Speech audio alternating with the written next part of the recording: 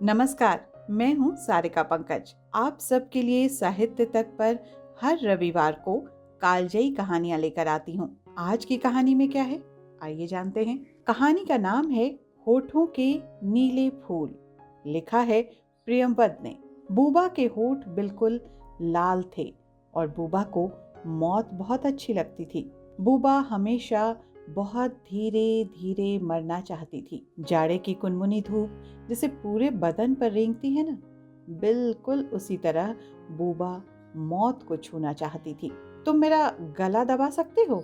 Boba मुस्कुरा कर पूछती। दबा सकता हूँ। मैं अपनी हथेली में बूबा की सफेद नरम गर्दन दबा लेता। बूबा चुपचाप दीवार से सिर टेके आंखें बंद किए बैठी रहती। मेरी उंगलियों का कसाव बढ़ता जाता, लेकिन बूबा के चेहरे पर कोई सिकुड़न नहीं आती। बूबा के गले की नसें उभरने लगती और बूबा के गले का वो हिस्सा नीला पड़ जाता। मैं अपना हाथ तुरंत हटा लेता और बूबा के गले का वो नीला हिस्सा चूम लेता। तुम मेरी माँ हो बूबा, मैं फुसफुसाया। और फिर बूबा मेरा सिर अपने सीने में दुबका लेती। डरपोक। बूबा हंस देती और मेरी गर्दन पर उसके दांत धंस जाते। बहुत पहले एक तपती दोपहर में एक पतंग के पीछे भागता हुआ मैं बूबा के घर में घुस आया और बूबा ने मुझे रोक लिया। मेरे हाथों में चप्पल, धूल से सना चेहरा, पसीने और मिट्टी में डूबा पूरा बदन। कौन हो तुम? बूबा ने मेरा हाथ पकड़ लिया था। वो पतंग। मैं बिल्कुल सन्न रह गया था तब बूबा को देखकर।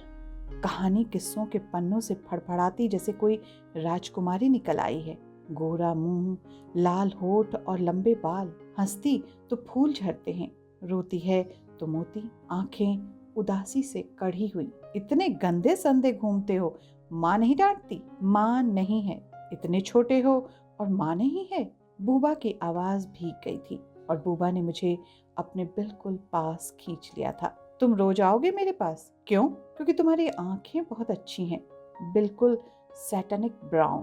तुम बिल्कुल राजकुमारी लगती हो। मेरा डर खत्म हो गया था। ओ बाबा, बूबा खिलखिला कर हंस पड़ी थी। तुम क्या किसी का खून पीती हो? ओ माँ, बूबा हंसते हंसते गिर पड़ी थी। मेरा नौकर कहता है जो किसी का खून पीता है उसके होंठ बिल्कुल लाल हो जाते हैं तुम्हारी तरह।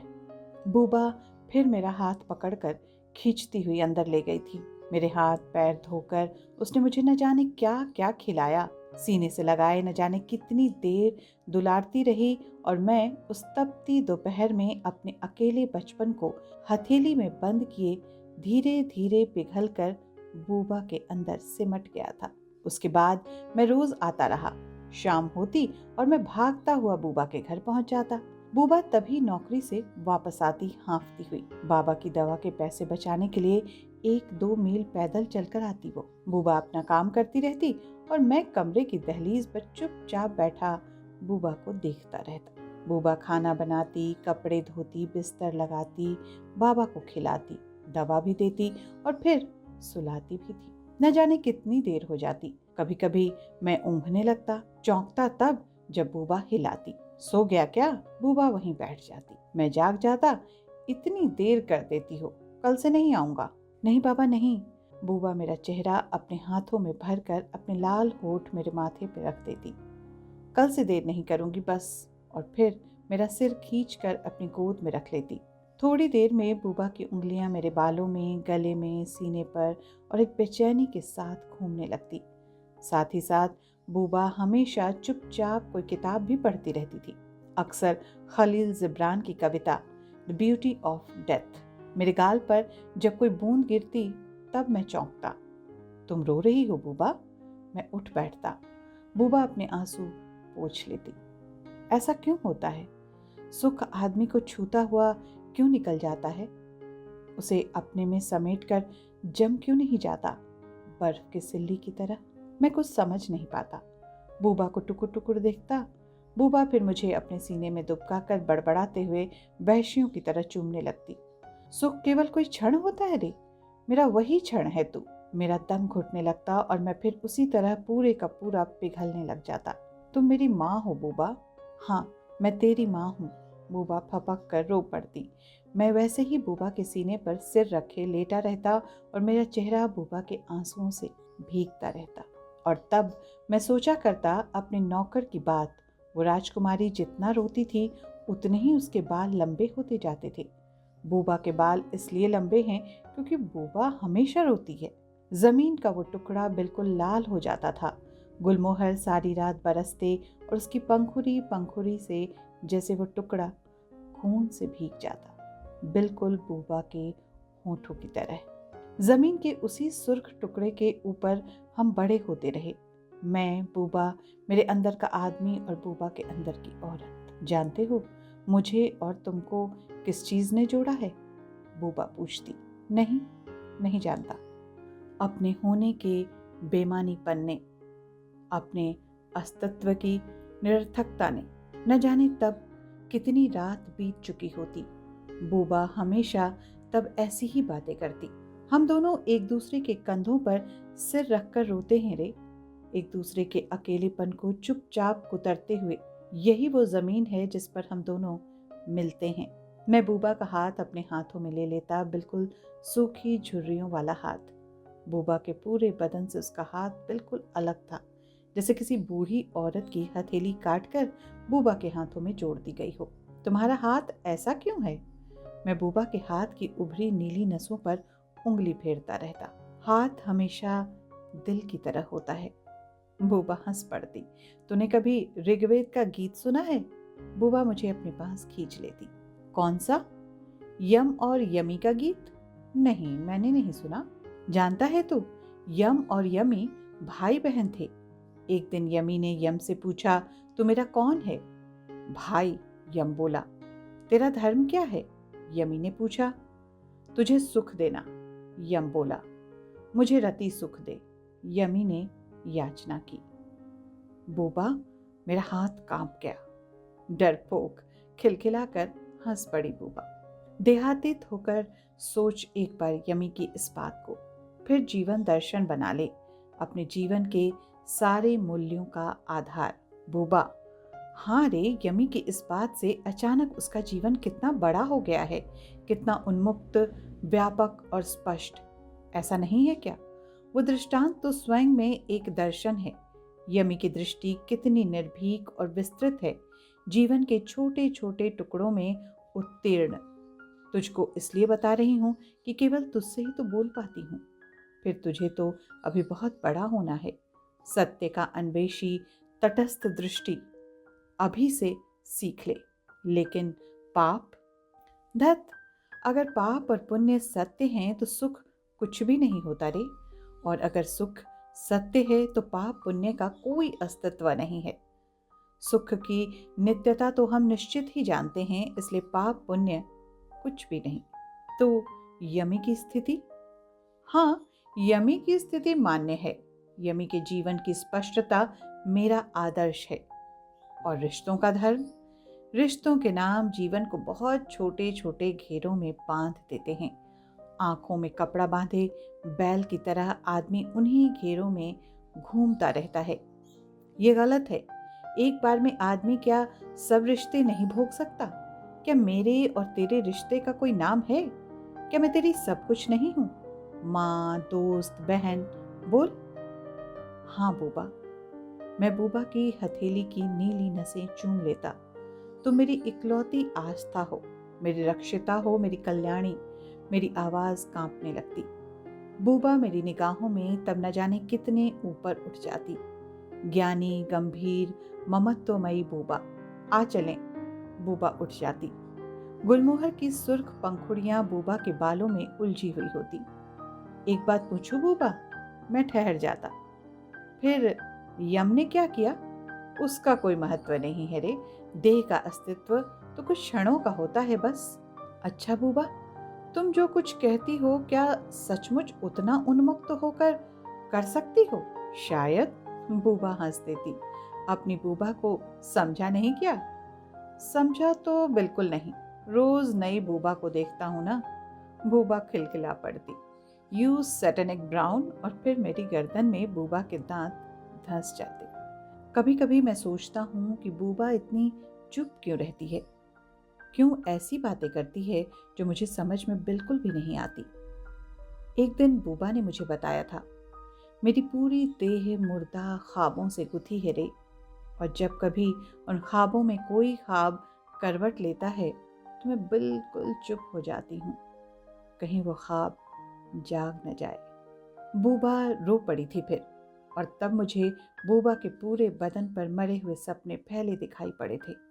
मुझे लगा था कि बूबा की देह का कोना कोना हर वक्त कोई न कोई लड़ाई लड़ता रहता है, और उन्हीं मरे हुए सपनों के बीच, कोने कोने की लड़ाई के बीच, मेरी बूबा बड़ी होती रहती है।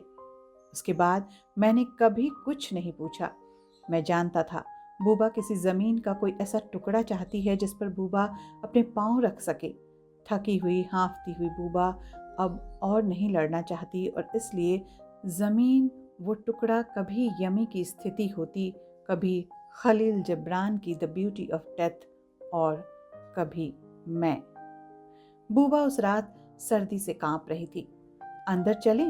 मैंने कहा। नहीं। बूबा ने अपना शॉल और कस कर लपेट लिया। बेहद थकी लग रही थी बूबा, न जाने उंगली से क्या क्या खींचती रही फर्श पर। मैं चुपचाप बैठा देख रहा था। मैं जानता था यही वो क्षण है जब अपने अस्तित्व की निरर्थकता के बोझ से बूबा का दम घुटने लगता है और बूबा सिर्फ मरना चाहती है, बिल्कुल धीरे धीरे। मैं सोच रहा था कि बूबा मुझसे पूछेगी कि क्या मैं उसका गला दबा सकता हूँ, और मैं बूबा के गले पर अपना हाथ धर दूंगा। सुनो, बूबा बहुत देर बाद बोली। बूबा की आवाज़ बहुत धीमी थी। मैं महसूस करना चाहती हूँ कि मैं हूँ। बूबा सीधे मेरी आंखों में देख रही थी। बूबा, मैंने बूबा के चेहरे पर ऐसा तनाव और थकान कभी नहीं देखा था। बूबा का चेहरा इस सर्दी में भी भीग रहा था। बूबा के साथ हमेशा से चलता हुआ मीलों लंबा अकेलापन और सन्नाटा, भरती हुई शाम की ललछौही, कुछ ऐसा ही बूबा के चेहरे पर फैला था। मैं अपने होने को पूरा पर जीना चाहती हूँ। मैं समझा नहीं बूबा, तू मेरे लिए क्या कर सकता है? कुछ भी? कुछ भी? सत्य असत्य से परे, सुख दुख के बिना? हाँ बूबा, मुझे चूमो। बूबा ने मेरा हाथ पकड़ लिया। बूबा की हथेली भीग रही थी। बूबा की आंखें धीरे धीरे बलने लगी थीं। बूबा, मैं डर रहा था बूबा की सूरत से। उदासी से कढ़ी बूबा की आंखें सिर्फ एक औरत की आंखें रह गई थीं। एक ऐसी औरत जो हमेशा से बूबा के अंदर थी, बूबा के साथ बड़ी होती रही, लेकिन बूबा ने उसे कभी अपने से बाहर झांकने नहीं दिया। वो औरत धीरे धीरे बूबा के जिस्म से एक एक नस में फैल गई थी, और आज वही औरत जब बाहर निकलना चाह रही थी तो बूबा की एक एक परत, एक एक नस चटक रही थी। मैं उठा और धीरे से मैंने बूबा का गला चूम लिया, बिल्कुल वही हिस्सा जो मेरे दबाने से नीला पड़ जाता था। मेरे होठ, बूबा फुसफुसाई। बूबा ने अपनी आंखें बंद कर ली थीं। मैंने झुककर बूबा के होठ चूम लिए। सुर्ख लाल होठ, एक घूंट भरा हो जैसे मैंने खून का, और बूबा की बेचैन उंगलियां मेरे गर्दन, मेरे सीने पर रेंग रही थी। और बूबा, मैं हाँफने लगा। मेरे चेहरे पर पसीना छलछला आया। मेरा बदन कांप रहा था। मुझे लग रहा था कि मैं अपने आप से छिटक कर अलग हो गया हूँ, और सिर्फ एक आदमी मेरे अंदर शेष रह गया है। बहुत पहले मैंने पूछा था बूबा से कि यम ने क्या किया। बूबा ने कहा था उसका कोई महत्व नहीं है। महत्व है जीवन दृष्टि का, मूल्यों का। और मैंने फिर पूछा था बूबा से कि मूल्यों के लिए तुम जिस तरह से सोचती हो उतना मुक्त होकर उनको जी सकती हो? शायद, बूबा ने कहा था। मेरी वही बूबा, मेरी इकलौती आस्था मेरे सामने बैठी थी। यमी के जीवन दृष्टि को आदर्श मानने वाली, शाश्वत सत्य की अन्वेषिका, पाप पुण्य के अनास्तित्व और रिश्तों के धर्म की अधेत्री, मेरी रक्षिता, मेरी कल्याणी, मेरी माँ। मुझे सुख दे रे, मुझे विस्तार दे, बूबा ने खींच लिया। बूबा, मैं कुछ कहना चाहता था, लेकिन अचानक ही बूबा की आंखों में, होठों पर और सैकड़ों मरे सपने करवट बदलने लगे। बूबा की हाँफती सांसों को किसी जमीन का एक टुकड़ा चाहिए था जिस पर रुककर बूबा कुछ गहरी सांसें ले सके। मैं सिर्फ बुदबुदा कर रह गया और मैं सिर्फ एक आदमी बूबा के सिर्फ एक औरत के सीने पर हाँफता हुआ गिर पड़ा। सुबह जब मैं गया तो बहुत सन्नाटा था। बाबा कमरे में सो रहे थे। कमरे की दहलीज पर धूप का एक टुकड़ा रेंग रहा था। बूबा कहीं नहीं दिखी। मैं वहीं एक कोने में बैठ गया। कुछ देर में बूबा बाथरूम से निकली। वही पुरानी उदासी से कढ़ी आंखें सूजी हुई। सारी रात रोई थी शायद बूबा। होठ भी कुछ छिले हुए और सूज रहे थे। मुझे देखते ही बूबा चौंक गई। मेरी आंख झुक गई। तू आ गया रे? देख तो मेरे होठ कैसे नीले हो गए हैं, बिल्कुल जहर में डूबे। सारी रात तो धोया है मैंने इन्हें, लेकिन ये रंग छूटता ही नहीं। बड़बड़ाती हुई बूबा फिर नल पर चली गई। मैं फूट फूट कर रो पड़ा। ओ अनामा, अदृष्टा मंत्र करता, तुम्हारी कथा अधूरी थी। आगे क्या हुआ ये मैं बताता हूँ। शाश्वत सत्य की अन्वेषिका यमी देह सत्य को अपने जीवन के स्तर पर जी नहीं पाई और उसके होंठ नीले पड़ गए, मेरी बूबा की तरह जहर में डूबे दो नीले फूलों जैसे होंठ। हिंदी कथा क्षेत्र में प्रियंवद मानव मन के अनूठे चितेरे रचनाकार हैं। उनकी कहानियों में आदम स्त्री और पुरुष के रूप में अपनी पूरी प्रज्ञा, भावुकता, संवेदना, प्रेम, चाहत, वंचना और वासना के साथ मौजूद हैं। प्रियंवद की कहानियों में आत्मचेतना का स्तर इतना ऊपर है जहां शरीर होते हुए भी नहीं होता, सीमाएं और बंधन होते हुए भी नहीं होते। वैलेंटाइन डे और वसंत के इस मौके पर मैं सारिका पंकज प्रियंवद की इस कहानी के साथ आपसे मुखातिब थी। अपनी राय से अवगत जरूर कराइएगा कि आपको ये कहानी कैसी लगी और भविष्य में आप अपनी पसंद की कहानियों के विषय में हमें जरूर बताइए ताकि आपके पसंद की कहानियों को लेकर हम आपके समक्ष आ सके। साहित्य तक विश्व साहित्य की कालजयी कहानियों के साथ आपसे लगातार मुखातिब है और जैसा कि मैंने कहा कि कहानियों के इस सेक्शन में आप किस तरह की कहानियां सुनना चाहते हैं हमें जरूर बताइएगा। हम इंतजार करेंगे। अगले रविवार अगले कालजयी कहानियों के साथ मिलती हूँ। तब तक के लिए दीजिए अनुमति। नमस्कार।